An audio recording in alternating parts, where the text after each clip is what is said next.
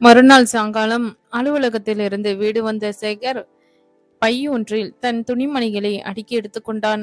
வேலை விஷயமா முதலாளியோடு பெங்களூர் போக வேண்டியிருக்கு, திரும்பி வர 2 நாட்கள் ஆகும் என்று சொல்லி சென்றான்.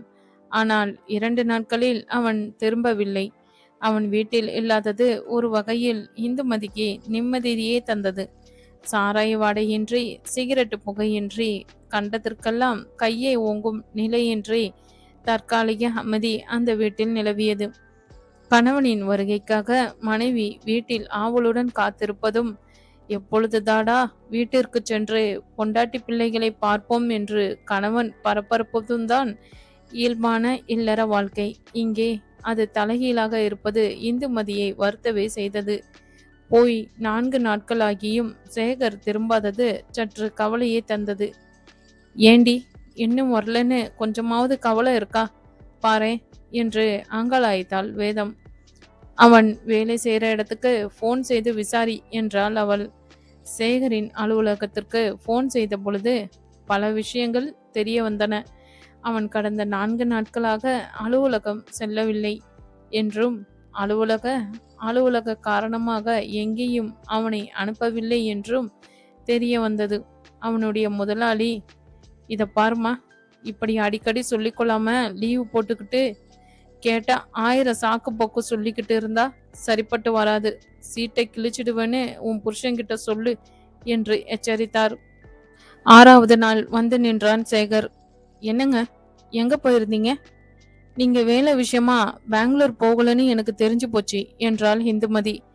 பெங்களூர் இல்லைன்னா கோவா, நான் எங்கே போனா உனக்கு என்ன என்று பதிலளித்தான் சேகர் அசிரத்தையுடன். பெத்த பிள்ளையின் நகைகளை வித்து குடிச்சு கும்மாளம் அடிச்சுட்டு வந்திருக்கீங்க, வெக்கமா இல்ல? வெக்கப்பட வேண்டியவன் நீதாண்டி.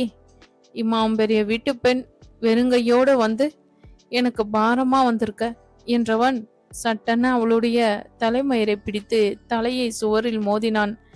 நான் எப்படி வாழணும்னு நீ சொல்லித்தர வேணாம், வாயை திறந்த தொலைச்சு போடுவேன். கணவனின் அடிக்கு பயந்து இந்துமதி அந்த சமயம் மௌனம் காத்தாலும் 6 நாட்கள் அவன் எங்கே யாரோடு பொய்யிருந்தான் என்ற கேள்வி மட்டும் அவளுடைய மனதை குடைந்து கொண்டே இருந்தது.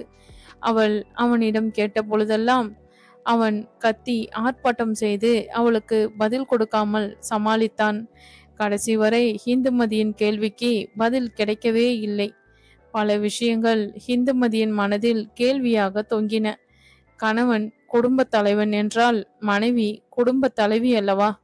அப்படி இருக்க அவளுக்கு சம உரிமை ஏன் கொடுக்கப்படவில்லை?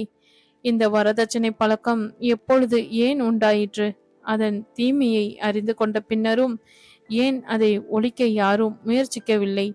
அன்பை கொடுத்து அன்பை பெறுவதல்லவோ இல்வாழ்க்கை. அப்படி இருக்க கணவன் மனைவியை அடிமைப்படுத்தி அடக்கியாள ஏன் நினைக்கின்றாள்? நாட்கள் கடந்தன. திவ்யா வளர்ந்தாள். தந்தையின் பாட்டியின் அன்பை பெறாமலேயே வளர்ந்தாள். குப்புறப்படுத்தாள், எழுந்து உட்கார்ந்தாள், தளிர் நடை போட்டாள், மா என்று மழலை பேசினாள். இவை தந்த ஆனந்தத்தை இந்துமதியை தவிர அந்த வீட்டில் யாரும் அனுபவித்ததாக தெரியவில்லை. பா பாத்தி என்று மழலையில் கொஞ்சியபடி குழந்தை அவர்களை அணுகிய பொழுது கூட அவர்கள் அவளை தூக்கி வைத்து கொஞ்சாதது இந்துமதிக்கு குறைவாகவே இருந்தது. தான் ஆடாவிட்டாலும் சதையாடும் என்பது பொய்யா என்று எண்ணி எண்ணி மாய்ந்தாள் அவள். திவ்யாவும் இந்துமதிக்கு அடுத்தபடியாக சாரதாவிடம்தான் அதிகம் ஒட்டிக்கொண்டாள். குழந்தை தீபா வீட்டின் நிலைமையையே தலைகீழாக மாற்றிவிட்டாள். அவளை சுற்றியே எல்லோரும் தத்தம் வேலை நேரத்தை அமைத்து கொண்டனர். அவளுடைய குரல் இனிய சங்கீதமாக ஒலித்தது. தூங்கிக் கொண்டிருக்கும் பொழுது அவள் லேசாக முனையினால் கூட வீடு மொத்தமும் தொட்டிலுக்கு ஓடி வந்துவிடும். அவள் அழுது விட்டாலோ கேட்கவே வேண்டாம். எல்லோரும் தத்தம் வேலைகளை விட்டுவிட்டு அவளை சாந்தப்படுத்துவதிலேயே ஈடுபட்டு விடுவார்கள். கௌசல்யா எப்பொழுதும் தீபாவை எடுத்து வைத்து கொஞ்சி கொண்டு இருந்தாள். குழந்தைக்கு பசி எடுக்கும் நேரம்தான் வசுந்தராவால் தன் குழந்தையை அணைத்து சீராட்ட முடிந்தது.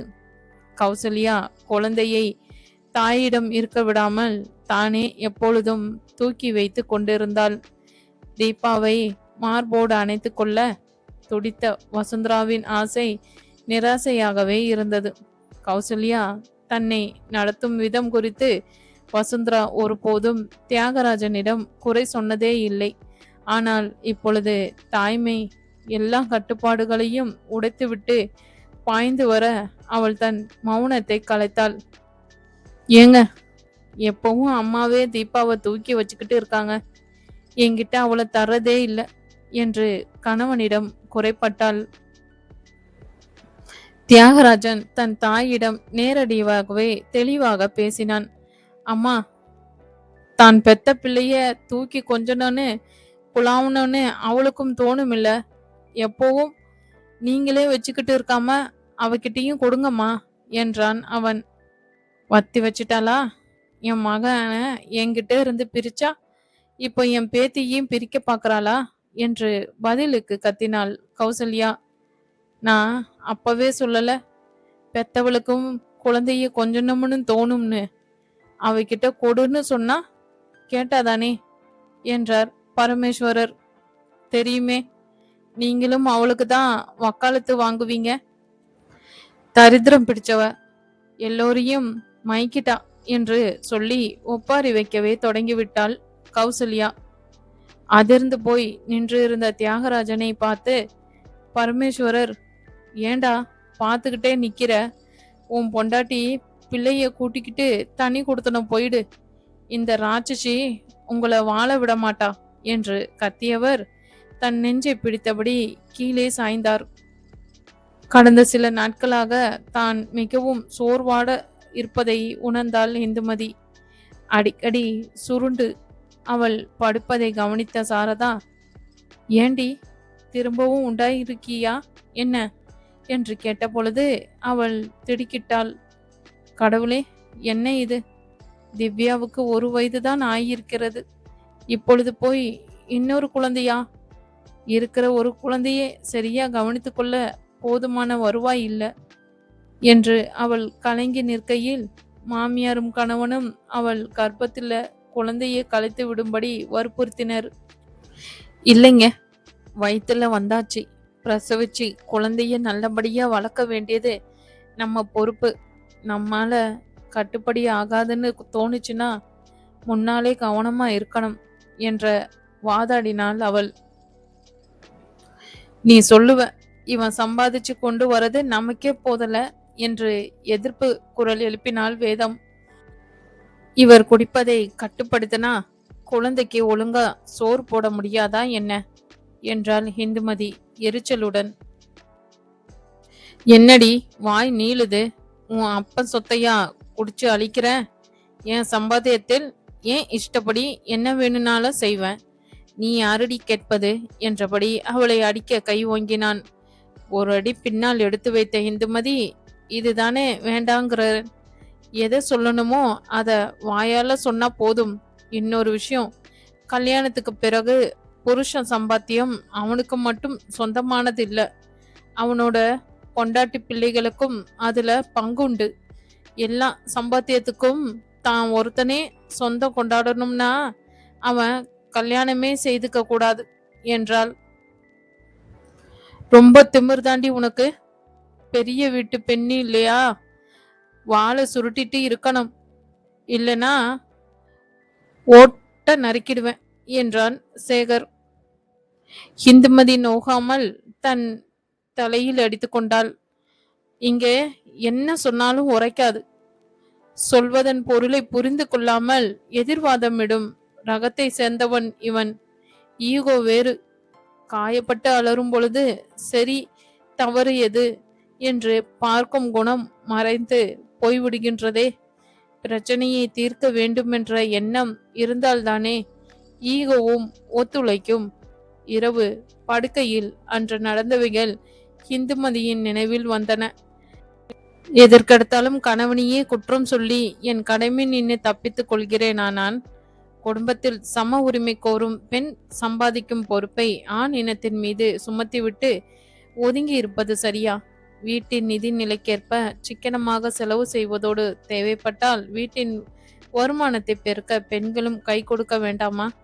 எப்பொழுதும் குத்தி காட்டி பேசுவதும் என் தவறுதான். இவர் கையால் அடிக்கிறார், நான் வார்த்தையால் அடிக்கிறேன். அவரை திருத்த முயற்சிக்காமல் நான் முதலில் என்னை திருத்திக் கொள்ள வேண்டும். இவர் பொறுப்பில்லாதவர், தன்னலம் பிடித்தவர் என்பதெல்லாம் தெரிந்த விஷயம்தானே. அவரை மாற்ற என்னால் முடியாது என்பதை புரிந்து கொண்டு அவரை அப்படியே ஏற்றுக்கொள்வதுதான் சரி என்று தீர்மானித்து கொண்டாள். தீர்மானம் எடுத்துக்கொள்வது சுலபம், அதை செயல் ஆற்றுவது கடினமான விஷயம் என்பதை மறுநாள் காலை நடந்த சம்பவம் நினைவுபடுத்தியது. காலையில் உடை மாற்றுவதற்காக சட்டையை எடுத்த சேகர் அதை இந்துமதியின் மேல் எறிந்தான். சட்டையில் பித்தான் இல்லை, பார்த்து தைத்து வைக்க வேண்டாமா? நாள் முழுக்க வீட்டில் என்ன செய்யற? தின்னுட்டு தூங்கிட்டு இருக்கிறவளுக்கு இது கூட செய்ய நேரம் இல்லையா என்று அவன் கத்தியது இந்துமதிக்கு கோபத்தை கொடுத்தாலும் இரவில் தான் எடுத்துக்கொண்ட தீர்மானம் நினைவுக்கு வர மௌனம் காத்தாள். ஆண்களை விட வீட்டில் இருக்கும் பெண்கள் கூட அதிக வேலை செய்கிறார்கள் என்பது அவளுக்கு தெரிந்திருந்தாலும் ஏதும் சொல்லவில்லை. முகத்தில் வந்து விழுந்த சட்டை நின்று குப்பன வேர்வை நாற்றம் கிளம்பியது. அருவருப்புடன் முகம் சுளித்தாள். இதென்ன ஒரே நாற்றம்? வேறு சட்டை போட்டுட்டு போங்க என்றாள். உங்க அப்பா சட்டையா தச்சு தந்திருக்கான், வேற சட்டை போடணுமாம் வேற என்றான் சேகர்.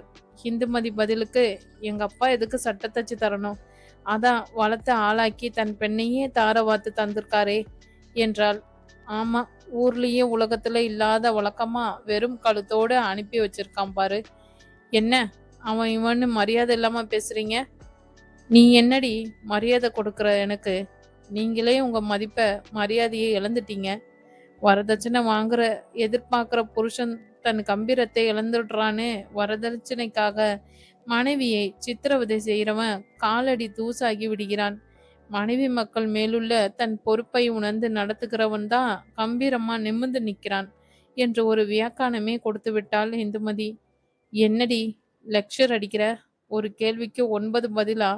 வாயை மூடிட்டு கெட, இழுத்து தச்சிடுவேன் என்று கத்தினான் சேகர். இங்கே பேசி பயனேதுமில்லை என்பதை உணர்ந்த இந்துமதி வாயை மூடிக்கொண்டாள். பரமேஸ்வரன் 2வது முறையாக ஆஸ்பத்திரியில் அனுமதிக்கப்பட்ட பொழுது டாக்டர் கோபித்து கொண்டார். இவர் மனம் வருந்தும்படியாகவோ அதிர்ச்சி அடையும்படியாகவோ நடந்துக்க கூடாதுன்னு சொல்லியிருந்தேனே, ஏன் இத்தனை அசிரத்தையா நடந்துட்டீங்க? மேஜர் அட்டாக் வந்திருக்கு. 48 மணி நேரத்துக்கு பிறகுதான் எதுவும் சொல்ல முடியும். எதுக்கும் எல்லா உறவினர்களுக்கும் தகவல் கொடுத்துடுங்க என்று சொல்லிவிட்டார். அதை கேட்டு எல்லோருமே அதிர்ந்து போனார்கள். கௌசல்யா வாய்விட்டு அழத் தொடங்கினாள்.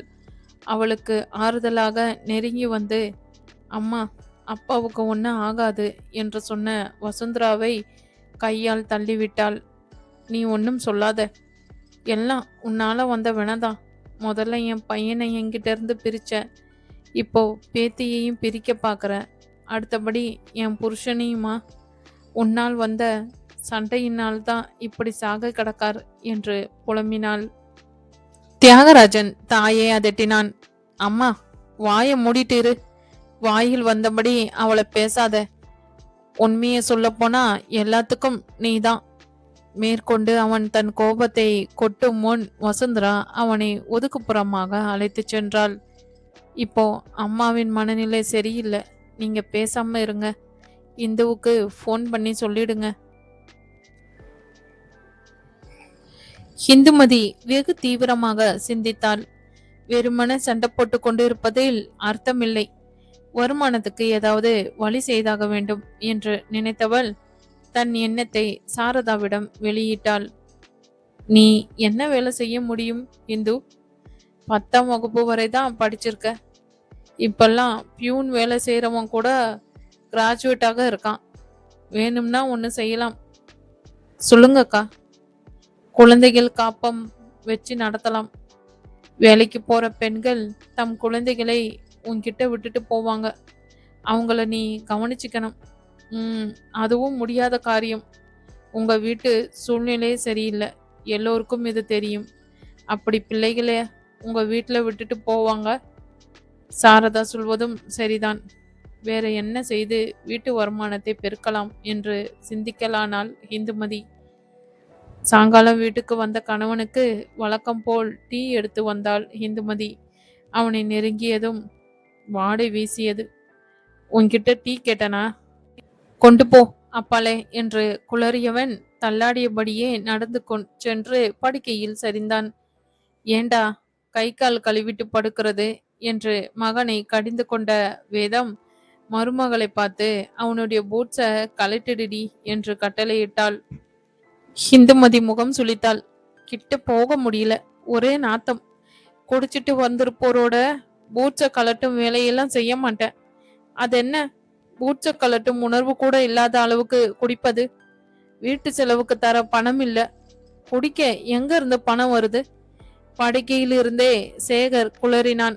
உன் அப்பன் தந்த பணம் இல்லடி, இது என் பணம் என்றபடி தன் மார்பில் கையால் தட்டி காண்பித்தான். காலையில் இது குறித்து நடந்த வாதங்கள் எல்லாம் காற்றிலே மாயமாய் மறைந்து போய்விட்டது. அவளுக்கு நன்றாக புரிந்தது. இந்த நேரம் மௌனம் காப்பதே சரியென உணர்ந்து பேசாமல் இருந்த இந்துமதியை அவன் மேற்கொண்டு சொன்ன வாக்கியம் முழுக்கியது. அவன் போட்டாண்டி, அதான் உன் அப்பன் செத்து புட்டான். ஒரே ஒரு மருமகனுக்கு ஒன்னும் தராம ஏமாத்தினால. இப்ப பார்க்கதான் போறேன் எத்தனை கொண்டு போறான்னு. என்னது, அப்பா செத்து போயிட்டாரா என்று அதிர்ந்த இந்துமதிக்கு அவன் மேலும் சொன்ன செய்தி எரிகிற நெருப்பில் நெய் ஊட்டுவதாக இருந்தது. 2 நாள் முன்னாலே உன் அண்ணன் போன் பண்ணினான், சீரியஸ்னு. அப்பவே நினைச்சேன் இது போயிர கேசுன்னு. அவள் கணவனின் சட்டையை பிடித்து உலுக்கினாள். ஏன் என்கிட்ட சொல்லல? அவரை உயிரோட பார்த்திருப்பனே என்று சொல்லியபடி தன் முகத்தில் அறைந்து கொண்டு அழத் தொடங்கினாள். கண்கள் அழுது ஓய்ந்து விட்டன, மனங்கள் மட்டும் அழுது கொண்டிருந்தன. துக்கம் விசாரிக்க வருவர்கள் ஒருவராய் கலைந்து போய்விட்டனர். தடுத்துவிட்ட அசம்பாவிதம் தந்த துக்கம் போதாதென்று வருகிறவர்களிடமெல்லாம் பரமேஸ்வரின் மரணத்துக்கு வசுந்தராதான் காரணம் என்று சொல்லி புலம்பிக் கொண்டிருந்தாள் கௌசல்யா.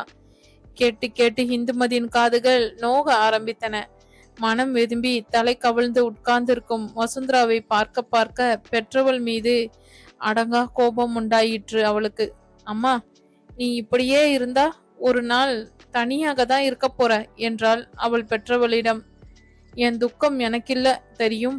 ஒரு நாளும் தலைவலின்னு படுத்துறாத மனுஷன் இவள் வந்தப்பறந்தான் படுக்கைய பிடிக்க ஆரம்பிச்சார்.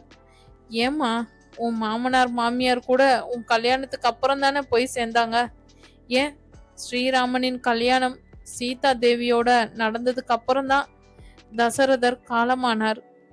ச்சே, நீயும் உன் கணக்கும், உன் புத்தி ஏன் இப்படி பேதலிச்சு போச்சு என்றவள் தன் தமையனை பார்த்து, அண்ணா, நீ சந்தோஷமா குடும்பம் நடத்தினா தனியா போயிடு என்றாள். நீ சொல்றது சரிதான் இந்து. பெத்தவங்க மேல எனக்கு கடமை இருப்பதை போல பொண்டாட்டி மேலேயும் கடமை இருக்கு. அவளை கண் கலங்காம வச்சுக்கிறது என் கடமை.